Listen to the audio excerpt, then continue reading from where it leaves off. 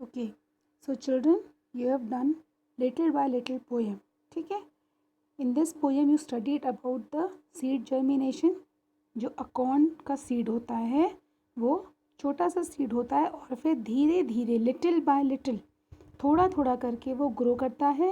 किसमें? एक बड़े से ओक ट्री में. ठीक है. तो हमने उसके क्वेश्चन आंसर्स किए थे. अब आइए हम ये देखते हैं. ये कुछ एक्सरसाइजेस हैं. तो इसमें पहला क्वेश्चन ये है कि आपने सबने एक ट्री देखा है, पेड़ देखा है, उसके पार्ट्स होते हैं. ठीक है. जैसे हमारे ऑर्गन्स होते हैं वैसे ही एक ट्री के भी पार्ट्स होते हैं कई सारे. ठीक है. तो यहाँ पे आपको ट्री के कई सारे पार्ट्स दिए हुए हैं. ठीक है. तो इनमें आपको क्या करना है? सो हियर अब आपको यहाँ पे स्टेम है, इसका बार्क है, लीव्स हैं, ब्रांचेस हैं, ट्विग्स, शूट, रूट, ये सारी चीज़ें जो हैं ये आपको इसमें इनके बारे में एक एक लाइन लिखनी है. तो पहला हमारा है स्टेम. ठीक है. पहला क्या है? स्टेम. तो स्टेम क्या करता है? स्टेम क्या करता है? It helps. Stem helps the plant. किस चीज़ में हेल्प करता है ये? स्टेम क्या होता है? जो स्ट्रेट पोर्शन होता है उसको हम स्टेम बोलते हैं. ठीक है. तो stem helps the plant to stand straight. जो ट्री सीधा खड़ा होता है, जो उसका तना होता है, उसको क्या बोलते हैं? स्टेम.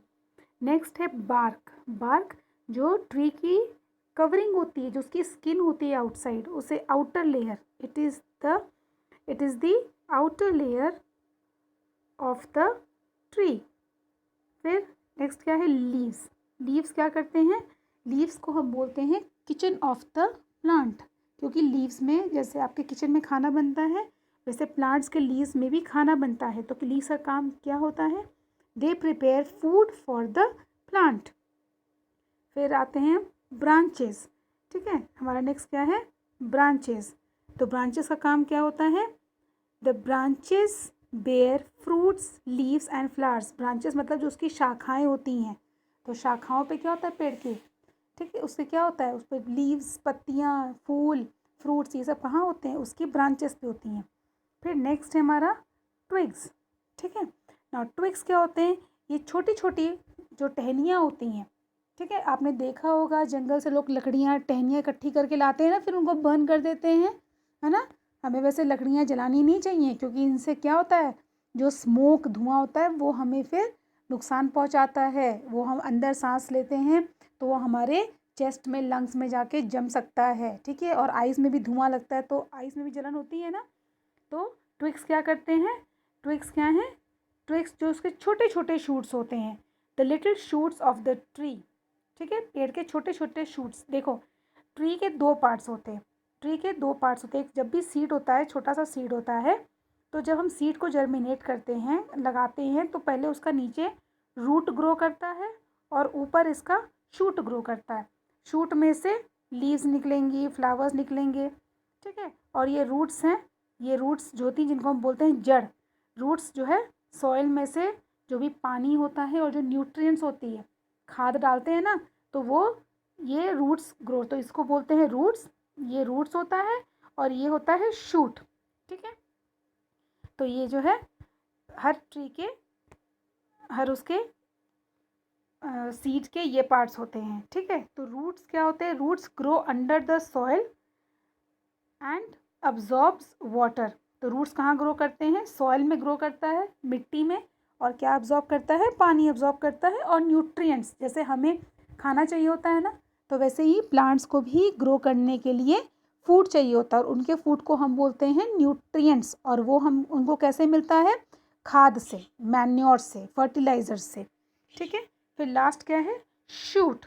शूट अभी मैंने बताया जो कि ज़मीन के ऊपर जो हिस्सा ग्रो करता है उसे हम बोलते हैं शूट.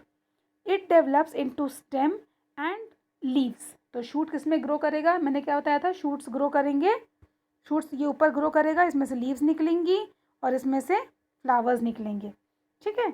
और रूट्स कहाँ ग्रो करेगा? रूट्स जो है ये नीचे ग्रो करेंगे. किसके? मिट्टी के. ठीक है. So shoot develops into stem and leaves. तो हमने क्या पढ़ा? Stem, bark, leaves, branches, twigs, root और शूट. तो सीड सो करते हैं, सीड में से शूट्स ऊपर ग्रो करता है, रूट्स नीचे ग्रो करते हैं।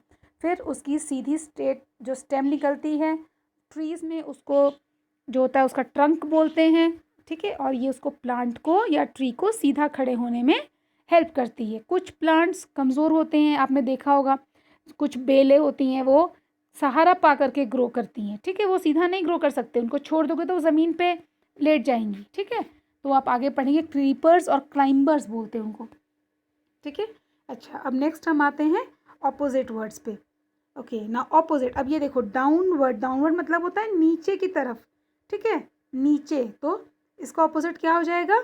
अपवर्ड। डाउनवर्ड का ऑपोजिट हो जाएगा अपवर्ड। अपवर्ड मतलब होता है ऊपर की तरफ, तो डाउनवर्ड, अपवर्ड। फिर स्लोली, स्लोली मतलब धीरे धीरे, इसका ऑपोजिट क्या हो जाएगा? फास्ट, ठीक है। स्लोली का ऑपोजिट हो जाएगा फास्ट। फास्ट मतलब तेज, घोड़ा, हॉर्स, हॉर्स रन्स फास्ट, ठीक है। अ टॉर्टोइस जो कछुआ होता है वो कैसे? It moves slowly.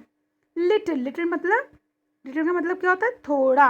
और थोड़ा का इसका क्या हो जाएगा यहाँ पे? थोड़ा या कम। और इसका क्या हो जाएगा ऑपोजिट? बिग, ज़्यादा। तो यहाँ पे लिटिल, अ माउस, चूहा क्या होता है? लिटिल होता है, but elephant is big. A seed, seed is small, but a tree is big, ठीक है। स्लेंडर, स्लेंडर मतलब पतला, जैसे मैंने बताया। अब जैसे एग्जांपल लो कि छोटा सा पौधा हो, आप ग्रो लगाते हो, है ना, छोटा सा प्लांट लगाते हो, जैसे रोज़ का प्लांट, उसकी स्टेम कैसी होगी? स्लेंडर, पतली होगी। लेकिन जो ट्री होगा, आपके अखरोट के पेड़ देखे हैं आपने, मैंगो ट्री देखा होगा, है ना, ये बड़ा होता है, तो इसकी स्टेम स्लेंडर हो गई और इसका ट्रंक फैट हो गया, ठीक है। माइटी, माइटी मतलब बहुत बड़ा सा, विशालकाय या बलवान जिसे कह सकते हो, ठीक है। और माइटी का ऑपोजिट क्या हो जाएगा? माइटी का ऑपोजिट हो जाएगा वीक, कमज़ोर, ठीक है। डे, डे मतलब दिन, तो सबका पता है दिन। दिन का ऑपोजिट क्या हो जाएगा? नाइट, रात, ठीक है। तो डाउनवर्ड, डाउनवर्ड का ऑपोजिट किससे आया? Upward. Slowly, fast. Little, big. Slender, fat. Mighty, weak. Day, night, ठीक है बच्चों। तो इसे आप लिखेंगे अपनी नोटबुक में और इसे जो है आप लोग लर्न भी करेंगे।